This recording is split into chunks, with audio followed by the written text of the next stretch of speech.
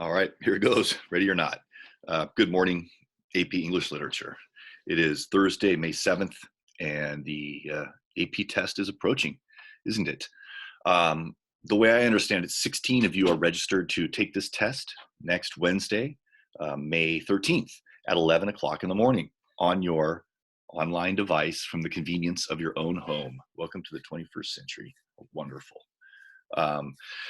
You guys should have, by now, looked into the AP exam demo. You should have tried to access that thing. You should have tried to upload some, something. I think they ask you what you did this week or something, but just a basic document to see if you can submit something successfully. So if you haven't done that, that is top priority for you if you're taking the test. If not, you're chilling here and doing work as you can. As we know, grading period 6 cannot lower your grade. If you were passing when we hit break, then you're passing the semester. That's the way it is. I will keep posting stuff. Hopefully you got my humble letter communicating this. I think I sent it to you and your parents this last Tuesday or something. All right, if you have any questions about that, let me know. But top priority, test takers, be ready that Wednesday morning. Have already accessed it and gone through the exam demo so that you can successfully do this and you know that your tech is up to par. And your AP exam checklist. Remember, you're supposed to print out one of those separately for each test that you're taking and have it right there at hand while you're taking this thing, all right? My kid, I have some kids in high school also. My kid has taken a few AP tests and he already got his code and his ticket. So they might be sending them out earlier than just 2 days before. So you may have received that already, in which case, good, one less thing to worry about, right? But next Monday, you guys should definitely start looking for these 8-digit codes and your personal e-ticket that's going to get you into that techno session to take this test, all right? I'm not going to be able to help you much on that day, and I can't help you much now either, but if you have any questions or need any assistance, please let me know, and I'll do what I can to lead you to the proper resources, all right? So make sure you're on top of your game, you guys. You only have to take one essay and you can earn full AP credit. That's college units, mind you, college units. So, do that, all right? The other thing I want to let you know is the prose style analysis prompt is where we can most easily use the prose style techniques, PSTs. Remember, I gave you guys a packet at the very beginning of the year. And it's got 2-part parallelism, 3-part parallelism, anaphora, antithesis, right? Asyntodon, polysyntodon, catalog, all that stuff, all right? I think you should go back and review that. I've actually attached page 1 of that document, which is just everything in one form. It's got the term, the definition, and an example sentence, right? Review that stuff. To be honest, what I think you should review is specifically, don't worry about 2-part and 3-part parallelism. That's just to help you guys construct sentences. You're not going to get a whole lot of analysis. Look, a 2-part parallelism. Yeah, so what, right? I think you should focus on anaphora, catalog, antithesis, and polysyntodon. Let me say that again. Anaphora, catalog, antithesis, and polysyntodon. These are techniques that you can notice in the use of prose by a writer, for example, in this excerpt, and try and glean out of it some intelligent analysis or insight, okay? Remember, you can't just say, look, anaphora, hey, he used anaphora there. Who gives a shit, right? So what? Always ask yourself that question, so what? To what effect is it put? What effect does it create, all right? So not only have I included the list of prose style techniques that we pretty much started this year with and given you the 4 to focus on and really review, but I've also included another document that is prose style technique practice. It's a 2-page document attached at the bottom of this thing that basically has you practicing these, or you're looking at 4 excerpts. And I'm asking you, what is the main prose style technique in effect here? So really just maybe look for 1 or 2 main ones. That's really all I want you to be able to notice. And then, so what? To what effect is that device put? To what effect is polysyntodon put in that excerpt, right? To what effect is anaphora put? Antithesis, whatever you see there, okay? The last poem of the 4 excerpts, one is a poem called If by Rudyard Kipling. And I put this in there just because it's a good example of a couple of prose style techniques in use. Notice you can use it for prose or poetry. We're using it for prose analysis in the real test essay. But yeah, just put your thinking caps on for that one. And oh yeah, right, I remember. Extra credit. Why does Mr. Wilcox hate that poem? If by Rudyard Kipling. I hate that poem. It pisses me off, right? Why? This is extra credit because hopefully you've taken in some of what makes art and the things that make something not art. And why would Mr. Wilcox have a problem with that? Okay, so anyway, prose style technique analysis. You guys get back on that. You may be able to use it on next Wednesday. Okay, that takes us to the do now in the agenda. And it just simply asks you, you know, this Dalton Trumbo prompt that I gave you guys that I think only 2 of you responded to. But take a look at it. It's a good example of this family relationship type of prose analysis prompt that you might get. Okay. But it asks you for 3 specific things, right? Here's the prompt. Read carefully the following passage from Dalton Trumbo's novel, Johnny Got His Gun, 1939. And naturally, I have attached that at the bottom here, and I asked you guys to take a look at it before you hit the video link. So hopefully you're acquainted with it. I'm going to read it in a minute, but I want you to kind of have it in mind, and even on your screen, if you can, double screen it. So read the passage. Then write a well-organized essay in which you analyze how Trumbo uses such techniques as point of view, selection of detail, and syntax to characterize the relationship between the young man and his father. All right, so what is point of view? You should review that. You routinely get this mentioned as something that you should use in it for analysis in these prose style prompts. All right, so you got to be on top of that. Remember, we started the year with short fiction. We spent quite a bit of time on this. All right, first person point of view, the character is speaking and it's I, me, mine, those sorts of pronouns, right? What does the piece gain by being in a first person point of view? Consider that. Why did the author select that? Remember, every great work of art is a result of a million invisible decisions. The game we're playing here is to make them visible and to understand how the effect was created. All right, so first person point of view, why would it be effective, for example? All right, then you have the basically 3 types of third person point of view. Third person omniscient, which means the narrator is all knowing. They fly in and out of characters' thoughts at will, right? Yeah, so you see multiple characters, psychological states, interiors. What advantages might be gained from that? Well, remember the Destructors, for example, was an excellent use of omniscient point of view by Graham Greene. All right, third person limited point of view.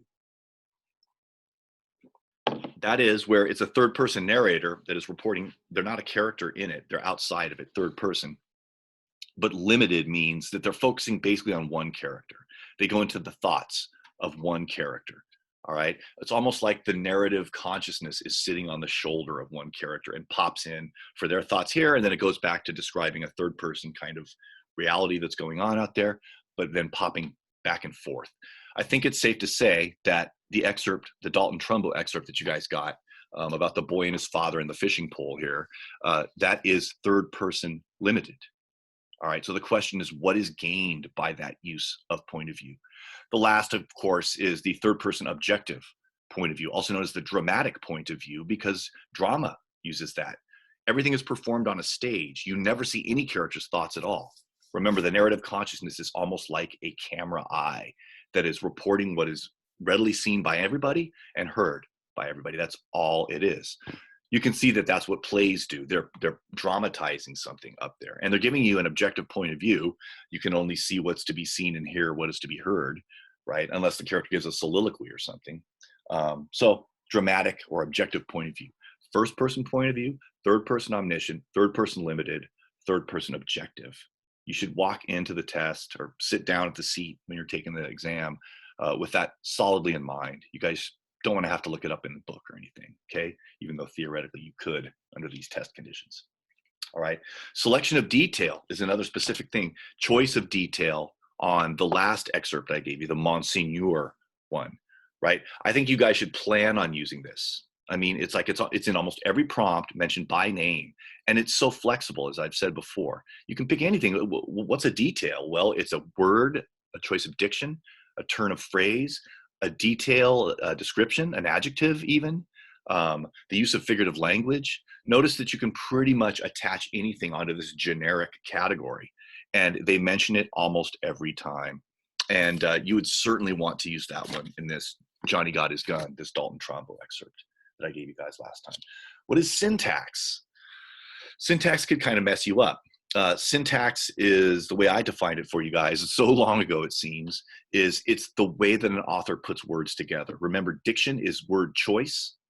Syntax is the organization or order of the words, how you put the words together to form sentences and meanings. But syntax can also refer to punctuation. Punctuation.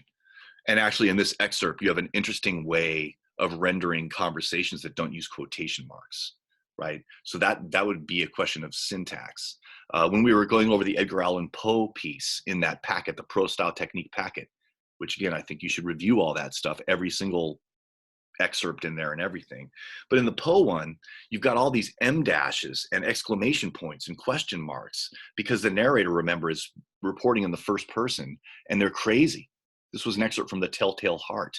So all of the interruptions, all of the sort of fragmentations of the expression of the words, all these sort of ejaculatory, sudden remarks and outbursts, right? They're part of this guy's agitated mental state.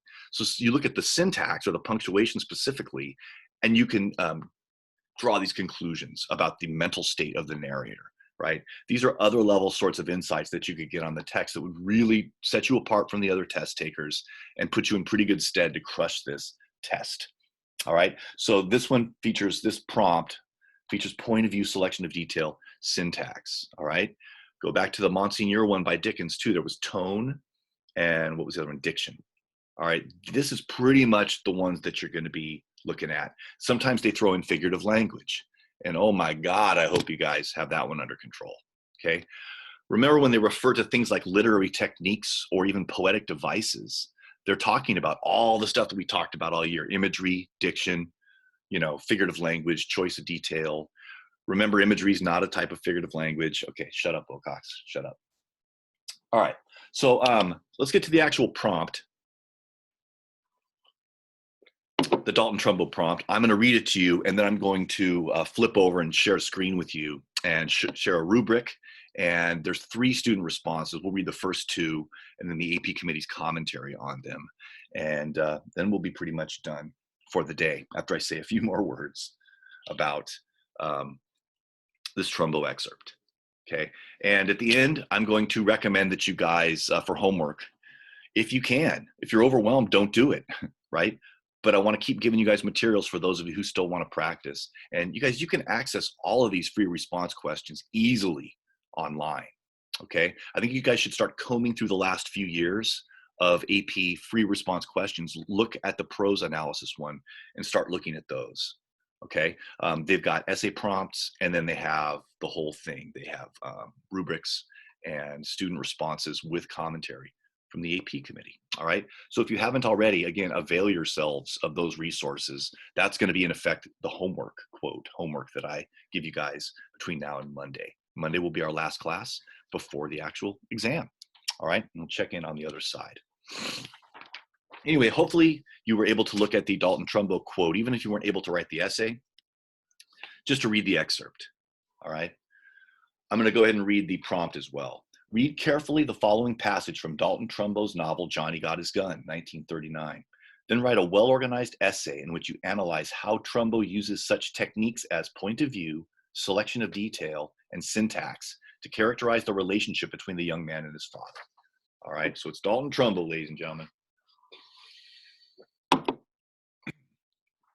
The campfire was built in front of a tent, and the tent was under an enormous pine. When you slept inside the tent, it always seemed that it was raining outside because the needles from the pine kept falling. Sitting across from him and staring into the fire was his father. Each summer they came to this place, which was 9,000 feet high and covered with pine trees and dotted with lakes. They fished in the lakes, and when they slept at night, the roar of water from the streams which connected the lakes sounded in their ears all night long.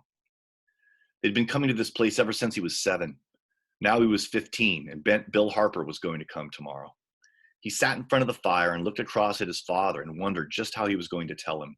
It was a very serious thing. Tomorrow, for the first time in all their trips together, he wanted to go fishing with someone other than his father. On previous trips, the idea had never occurred to him. His father had always preferred his company to that of men, and he had always preferred his father's company to that of the other guys. But now Bill Harper was coming up tomorrow, and he wanted to go fishing with him. He knew it was something that had to happen sometime, yet he also knew that it was the end of something. It was an ending and a beginning, and he wondered just how he could tell his father about it. So he told him very casually. He said, Bill Harper's coming up tomorrow, and I thought maybe I'd go out with him. He said, Bill Harper doesn't know very much about fishing, and I do. So I think if you don't mind, I'll get up early in the morning and meet Harper, and he and I'll go fishing. For a little while, his father didn't say a thing. Then he said, why, sure, go along, Joe. And then a little later, his father said, has Bill Harper got a rod? He told his father, no, Bill hasn't a rod. Well, said his father, why don't you take my rod and let Bill use yours?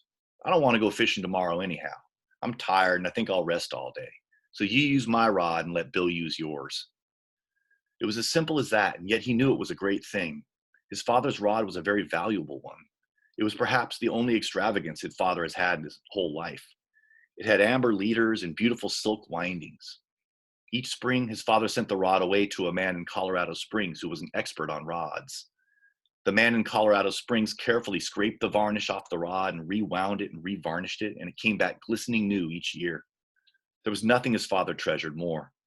He felt a little lump in his throat as he thought that even as he was deserting his father for Bill Harper, his father had volunteered the rod. They went to sleep that night in the bed which lay against a floor of pine needles. They'd scooped the needles out to make a little hollow place for their hips. He lay awake quite a while thinking about tomorrow and his father who slept beside him. Then he fell asleep. At 6 o'clock, Bill Harper whispered to him through the tent flap. He got up and gave Bill his rod and took his father's for himself, and they went off without awakening his father. All right? Point of view, selection of detail, and syntax. That's what you're asked to comment upon. All right? So let me again remind you 2 ways you could structure an essay like this. Okay? First of all, you move through the excerpt chronologically. You just look at the first paragraph. In the first paragraph, what he's talking about is this. He's using this point of view. Here's a nice detail, quote, right, from the first paragraph. And then move through. Comment on the second paragraph, third. Just move through the natural structure or flow of thought of the piece itself. Have your essay reflect that. And hit point of view, selection of detail, and syntax as you want to, right, within each paragraph. Maybe you don't hit point of view every time or syntax every time, but that's what you're looking for, okay? So what is gained by the third person limited point of view? First of all, we get it from the kid's point of view, who the name apparently is Joe, all right? Selection of detail, there's so much stuff that you can look at about this, right? These guys have a close relationship, but the kid's gonna go fishing with his friend for the first time. It's a sort of betrayal almost, right? And then the kindness of the father, the offering of the rod, we know it means something to him. These are some of the details you want to capture in quotes and analyze them. Make sure that it's clear to the reader how that proves, right, the nature of this relationship between the two. The other way that you could organize this essay, as I've told you before, is that you can choose literary devices, or you can literally go through the list. Start with point of view. Body paragraph number 1, point of view. All right, talk about that. Body paragraph 2, selection of detail. Body paragraph 3, selection of detail again, because I think you should really focus on that. Make sure you get lots of quotes, all right? Enrich your analysis and ground it at the same time with evidence from the text. This is the game that you're playing on any essay, really, and certainly a literary one.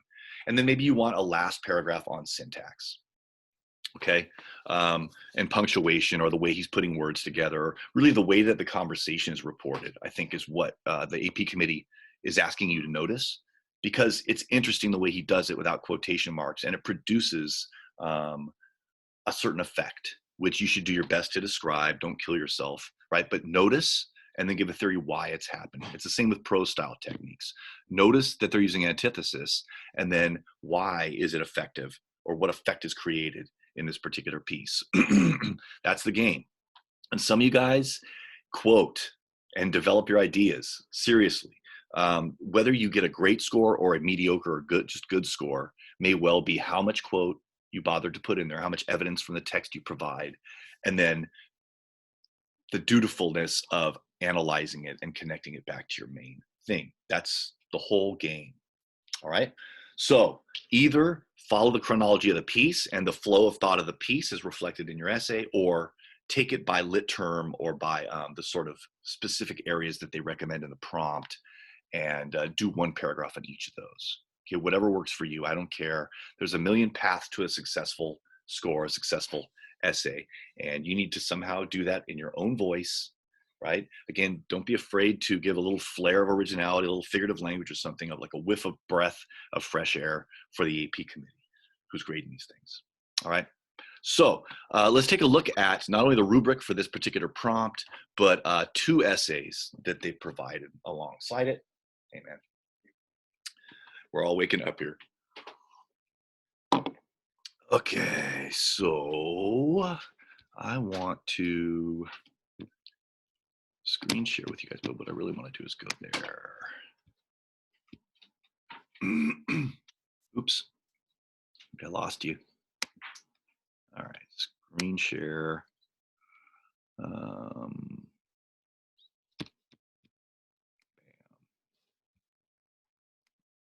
All right, that wasn't too painful, was it? Okay, so it's wonderful, you guys. You just type in, 2007 prose analysis prompt, AP English Lit and Comp, and you get access to these beautiful PDFs online. You don't even have to go to the AP website, right? You can just straight up do a search, and you can get both the prompt, depending on how you do the search, and then you can get to something like this, which again, I found so easily. Oops. Okay. So this was the actual rubric that the AP committee was using. Remember how torturingly vague they are, right? But let's not spend too much time. 9.8. These essays offer a persuasive analysis of how the author uses literary techniques to characterize the relationship between the young man and his father. They explore possibilities of character. Anyway, you guys can look at this at your leisure. 7.6. These essays offer a reasonable analysis. And then 5. These essays respond to the assigned task with a plausible reading, but tend to be superficial or undeveloped. Undeveloped meaning not enough quote or not enough fully developed analysis, as I've been berating you guys all year about. Okay. No one's writing 4 3s or 2 1s. You guys are all upper half, and you're all well within striking distance to pass this thing. So don't let it psych you out. Okay. Here is the first essay that the AP committee provided. They gave it an 8. And if you'll indulge me, even though you could do it yourself, I'm going to read it at you. In Dalton Trumbo's novel, Johnny Got His Gun, Trumbo establishes a relationship between a young man and his father in just one passage. It takes place in the woods at a campsite, a place where the young man and his father have bonded for many years. Through a simple exchange between the 2 men, Trumbo portrays a deep relationship between father and son. Through precise detail and serene imagery, Trumbo illustrates the importance of the fishing tradition and how the 2 men value each other's company. Trumbo also divulges to the reader the son's careful contemplation of the simultaneous ending and beginning, proving that their relationship is one of mutual love and respect, as well as thoughtfulness, and one that's changing and evolving and maturing. Sorry, couldn't resist. All right. You're going to notice that this author does it chronological style. They start in the first paragraph and comment, and then just follow the flow of the narrative pretty much with their own essay structure. The opening paragraph of the passage immediately sets the tone as peaceful yet important. The details of the campsite are so carefully constructed that they give an air of familiarity to the setting.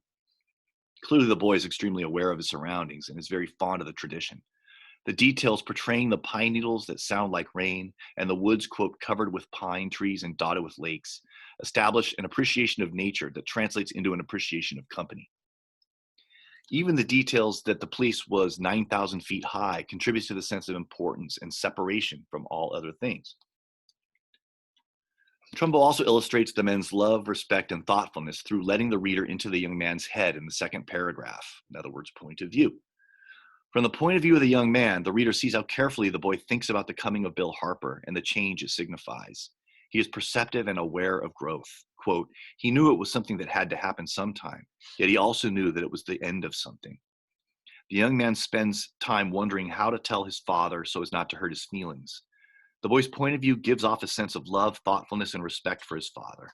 That the boy can even perceive that his action might be a serious change is thoughtful. The following conversation between father and son further strengthens their mutual respect. In a smooth exchange without quotation marks and similar punctuation, Trumbo shows how simply the father agreed. The kindness here is understated through the simple syntax and straightforwardness. However, the father's next action amplifies their thoughtful and loving relationship to the point that it is almost overwhelmingly poignant.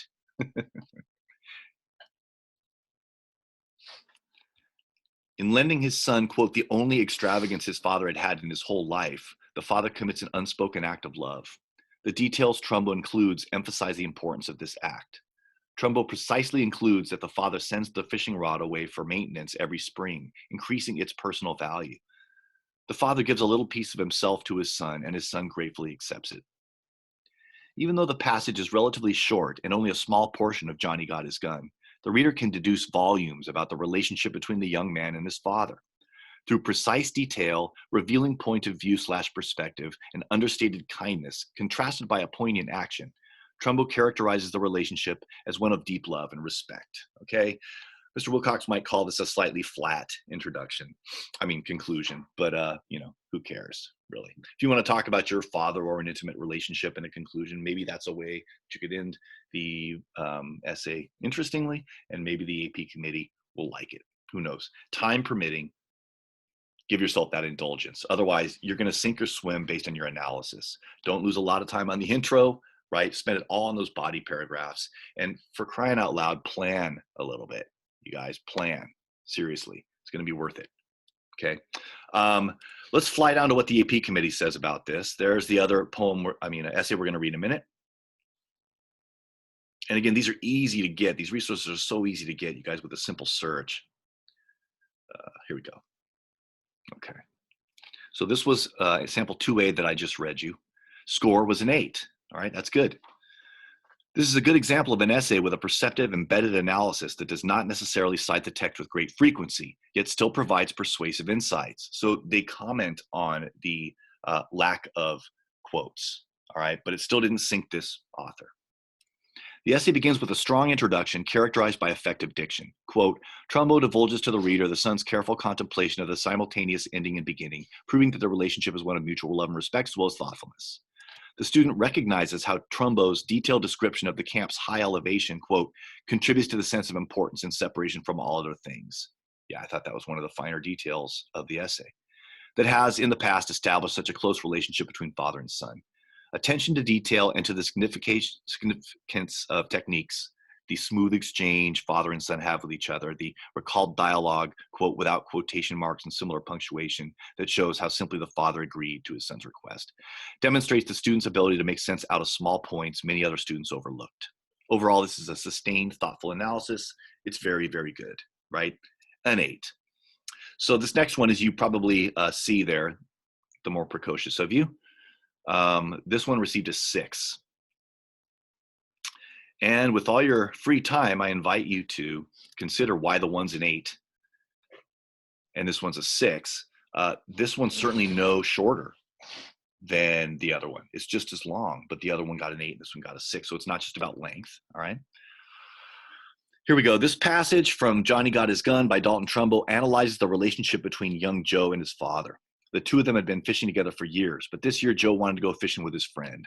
Through third-person point of view, careful selection of detail, and simple sentences, Trumbo characterizes the deep but changing relationship of the father and son. So notice that this author is going to go with the 3 literary devices, right, or 3 points of focus: third-person point of view, selection of detail, simple sentences. And they're going to have a paragraph on each of those things, okay? By telling the story from a third-person point of view, Trumbo provides a reader with a more universal view of the father-son relationship. Readers are able to see the feelings of both father and son.